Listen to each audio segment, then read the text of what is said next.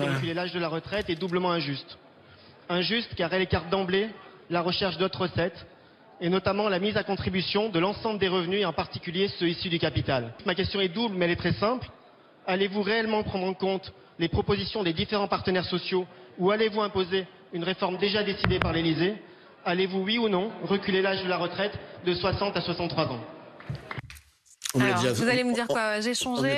Vous disiez que la réforme était injuste à l'époque, c'est de la passer à 62 ans, et aujourd'hui, vous voulez la faire passer faire passer l'âge légal à 64 ans. Que s'est-il passé, Olivier Dussopt? D'abord oui, parce que la maturité politique fait qu'on évite parfois les solutions simplistes. Donc Donc j'ai changé, c'est ça il faut assumer. Il faut assumer parfois de mûrir et de mesurer peut-être plus les contraintes et la complexité des choses.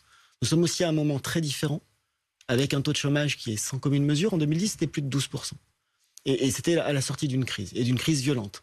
Puis par ailleurs, en 2010, il n'y avait pas dans la réforme tous les outils, tous les accompagnements que nous prévoyons, mieux mesurer et mieux prévenir la pénibilité, mieux tenir compte des carrières longues. Il n'y avait pas de minimum de retraite. Et en cela, je reprends la question que j'ai posée.